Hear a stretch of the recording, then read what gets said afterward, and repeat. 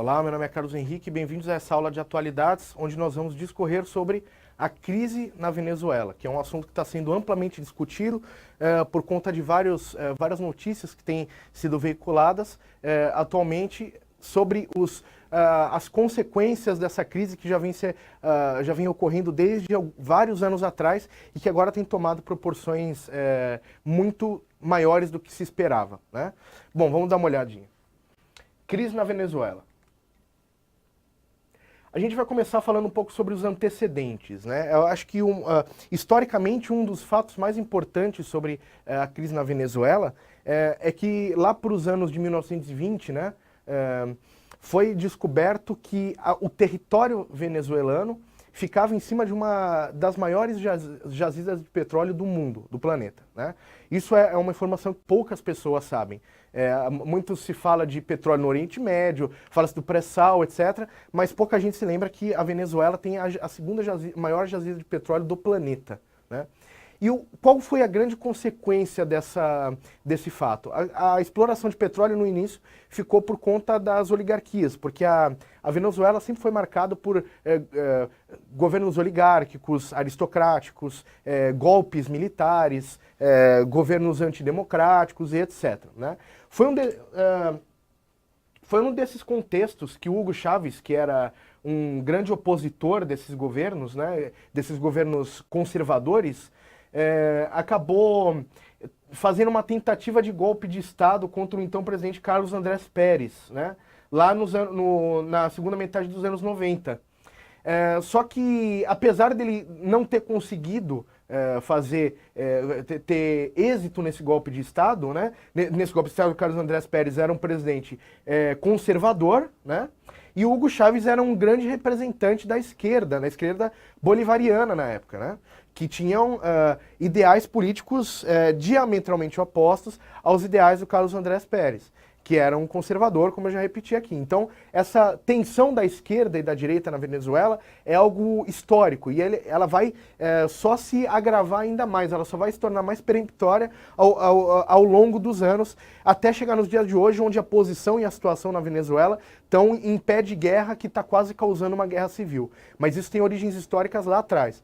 Então, o Hugo Chávez, ele tenta um golpe de Estado, falha e é preso. Em seguida, ele consegue fugir da prisão, né? Ele é liberto, né, das acusações de golpe de Estado, e em 1998 ele vence as eleições presidenciais com mais de 56% dos votos, né?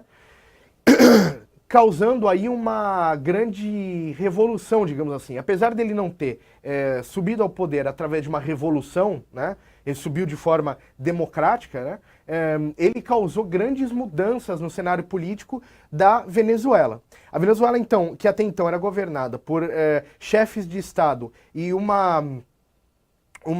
parlamento mais voltado para o conservadorismo, né, para a direita, ele começou a fazer algumas alterações. A primeira e mais importante delas é que desde o começo, desde a sua primeira eleição, não só o presidente foi um presidente com ideais de esquerda venceu as eleições, mas também junto com ele um congresso amplamente bolivariano, né? Um congresso amplamente considerado de esquerda, o que obviamente, para um chefe de Estado, isso é extremamente importante. Ter um chefe de Estado cujo poder legislativo vai ao encontro do seu ideal político, para você ficar muito mais fácil sancionar leis e poder realizar suas medidas com o aval do poder legislativo. Isso aconteceu durante vários mandatos do presidente Hugo Chávez, como a gente vai ver ao longo dessa aula.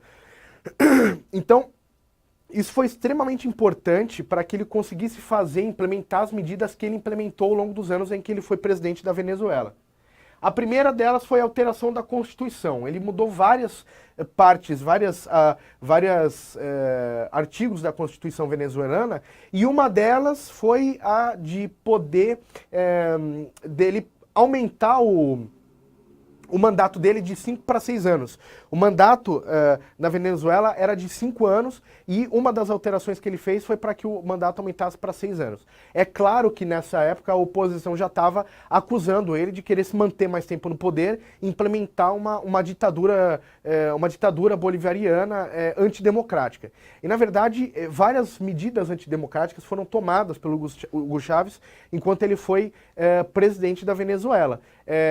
O cancelamento de algumas concessões para televisão e rádio, por exemplo, foi uma delas, né? Vários golpes foram tentados, né? Então, vários, digamos assim, contragolpes pelas forças conservadoras foram tentados, mas Chávez foi reeleito mais 4 vezes para a presidência. Então, desde 98, ele foi ganhando as eleições presidenciais e todas as vezes a maioria do Congresso Nacional ou era do mesmo partido ou era de partidos que eram simpáticos às causas que ele levantava e sempre uma minoria da oposição, né? O Hugo Chávez falava sobre o socialismo do século XXI, né? Ele trouxe o socialismo bolivariano, que na verdade teve uma série de repercussões na América Latina e vários presidentes sul-americanos, que não vem ao caso comentar agora porque estamos tratando da Venezuela, mas vários presidentes, né, ele teve uma repercussão internacional muito forte, inclusive na política interna de outros países vizinhos, né? O Brasil, por exemplo, foi um deles que, apesar de não declaradamente bolivarianos, o governo do Partido dos Trabalhadores, que governou o Brasil durante muitos anos, era simpático à causa de Hugo Chávez, né? O socialismo no século XXI, para o governo do Hugo Chávez, era marcado pela reforma agrária,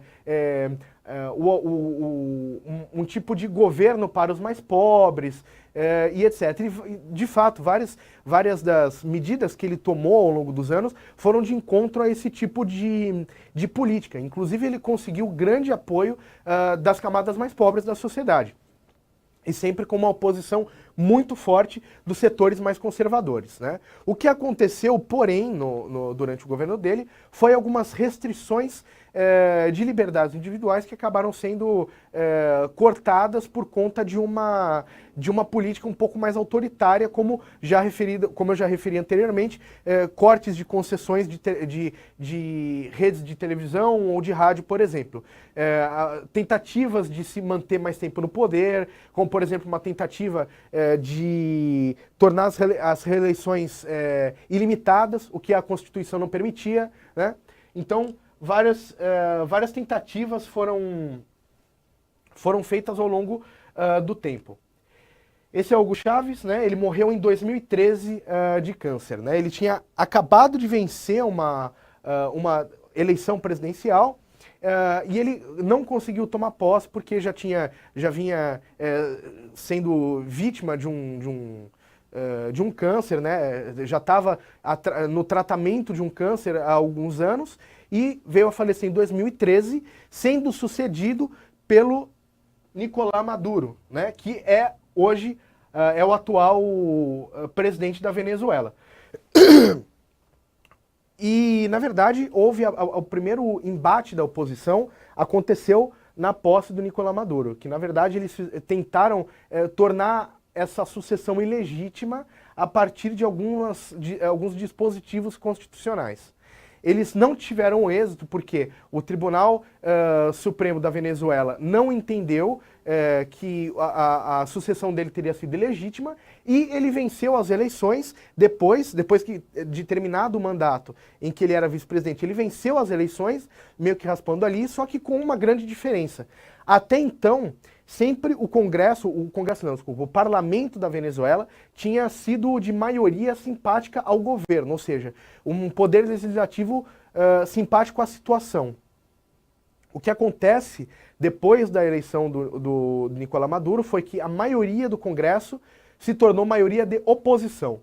Isso fez com que todo o cenário político da Venezuela se modificasse. Por quê? Se até então o cenário político entre o executivo e o legislativo da Venezuela era de consonância, né, eles estavam caminhando para o mesmo caminho, fazendo com que o chefe do poder executivo tivesse amplos poderes sobre o país, O que acontece agora é um cenário de ampla oposição entre o poder executivo e o poder legislativo, o que acabou causando uma série de conflitos de interesses que resultaram em golpes e contragolpes, né? Uma das grandes causas dessa crise é a crise econômica. Na verdade, a gente consegue entender que existe uma crise política quando se instaura uma crise econômica. Grande parte da insatisfação popular com determinado regime político se dá através de uma crise política, né? E a crise política se deu por aquele fato que eu falei no começo dessa aula, em que a economia, quando em 1920 foi encontrada uma grande jazida de petróleo na Venezuela. O que resultou disso foi que mais de 90% da economia externa da Venezuela é baseado na exportação de petróleo. Ou seja, praticamente toda a economia da Venezuela é baseada na exportação desse petróleo. E pouca da produção de commodities nacionais. Ou seja, se produz poucos itens dentro da Venezuela. Ou seja, eles dependem da importação de produtos, inclusive de alimentos e de, por exemplo, higiene básica, né? E eles podem ter acesso a esses produtos importados desde que a situação do petróleo, da exportação de petróleo, esteja favorável. O que não foi o caso a partir de 2014. Na verdade, desde antes, né? Então, a segunda maior reserva de petróleo do mundo está na Venezuela. 1/3 do PIB, mais de 90% das receitas de exportação da Venezuela são baseadas na exploração de petróleo. A queda brusca no valor dos barris de petróleo, de 98 dólares em julho de 2014, o barril caiu para 47,05 no final do ano. Ou seja, o valor internacional do petróleo caiu praticamente pela metade. Isso fez com que as receitas da Venezuela caíssem bruscamente e eles não tivessem dinheiro para poder importar produtos básicos para o consumo. Isso causou uma série de problemas. O primeiro deles, e o que mais foi sentido pela população, foi a interrupção dos programas sociais. Se você tem um programa social, por exemplo, de distribuição de renda para os mais necessitados, você obviamente precisa de dinheiro. A queda do petróleo, a queda do valor do petróleo e consequentemente, da exportação do petróleo para o resto do mundo, causou não só uma queda nas receitas geradas pela Venezuela, mas também e principalmente o aumento da inflação. Os bolívares começaram a valer muito menos, muito menos. Isso significa que, com a alta inflação e a diminuição das importações de produtos básicos, o que aconteceu foi escassez de comida, escassez de produtos de higiene pessoal e, consequentemente, por conta da inflação, quando tinha esse tipo de produto, ele custava extremamente caro. Isso gerou miséria, falta de produtos básicos para determinadas pessoas. Por exemplo, o governo do Maduro teve que, durante algumas situações de distribuição de comida, teve que envolver as Forças Armadas para que os alimentos que estavam sendo distribuídos não acabassem nas mãos de contrabandistas, né? A Venezuela acabou sendo considerada um dos países mais violentos do mundo e a situação lá se agravou muito, por quê? Para que os programas sociais continuassem, eles precisavam de dinheiro. E como as receitas da Venezuela estavam muito menores, né, e a inflação estava muito alta, muitos programas tiveram que ser interrompidos, gerando a insatisfação também agora da camada mais pobre, mais popular da Venezuela. Ou seja, a oposição aqui teve uma grande oportunidade para conseguir tornar o governo do Nicolás Maduro, e um governo já de uma esquerda bolivariana há muitos anos no poder, ilegítimo, né? E aí, para tentar contornar essa situação, em dezembro de 2015, eleições colocaram a maioria de oposição no Congresso, né? O Tribunal Supremo de Justiça da Venezuela assumiu as competências do Poder Legislativo em 2017. O que aconteceu em 2017 foi mais uma situação de intensa instabilidade política na Venezuela, Por quê? Uma vez em que a oposição estava dominando o poder legislativo, por ordem, digamos assim, do Poder Executivo, o Tribunal Supremo de Justiça da Venezuela assumiu para si as competências do Poder Legislativo. Ou seja, retirou, digamos, fechou o parlamento e assumiu um Tribunal Supremo de Justiça, ou seja, do Poder Judiciário, assumiu as competências do Poder Legislativo. Ou seja, que nós temos o Poder Judiciário se misturando com as competências do Poder Legislativo, em 2017. Isso não durou muito tempo, porque muitas manifestações ocorreram, porque a oposição, após ter sido deposta, digamos assim, anunciou o início de um governo autoritário, de uma ditadura, né? Porque a partir do momento em que você fecha, você retira os poderes, as prerrogativas políticas de um setor do parlamento ou do parlamento todo que foi eleito democraticamente, você está atentando contra a própria democracia e instaurando um regime antidemocrático, uma ditadura, né? Manifestações se iniciaram em 2017 por conta desse fato, né? E o Maduro chamou uma Assembleia Constituinte, ou seja, para acalmar os ânimos da população, ele chamou uma Assembleia Constituinte, ou seja, uma série de pessoas que serão eleitas para escrever uma nova Constituição a que se basearia a política e o direito da Venezuela. Então, as pessoas saíram às eleições para eleger, porque diferente do Brasil não é que, por exemplo, é o Congresso Nacional quem é o constituinte, né? Lá na Venezuela você vota nas pessoas para compor as pessoas que irão escrever a próxima Constituição, né? Que vão compor a Assembleia Constituinte. E após a votação, um pouco depois, a Assembleia Nacional Constituinte decidiu concentrar assim, os poderes do parlamento. Olha o que acontece. O primeiro fato, tiveram várias manifestações no dia da votação, muitas pessoas não votaram, em protesto não votaram.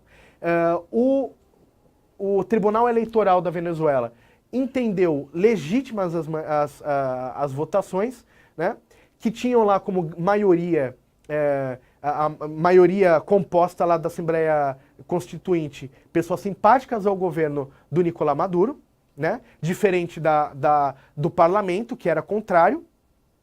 Então, ele, retirando o poder do parlamento das mãos do Tribunal Supremo de Justiça da Venezuela, para acalmar os ânimos, acaba colocando, de forma ilegítima também, a Assembleia Nacional Constituinte, que tinha o único poder de reescrever a Constituição, com os poderes do parlamento. Então você tem, por um lado, um parlamento de oposição, que tenta a todo custo tornar ilegítimo e retirar do poder o governo do Nicolás Maduro.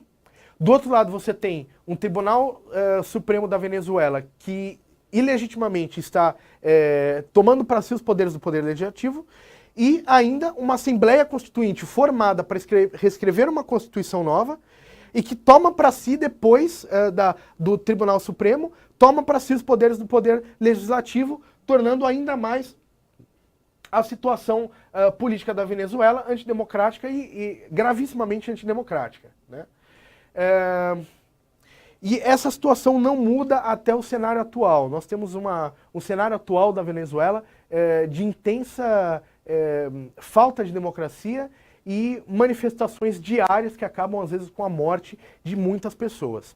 Todo esse contexto de miséria, de conflitos até armados que quase mergulham a Venezuela numa guerra civil, influencia em muitos pontos o Brasil.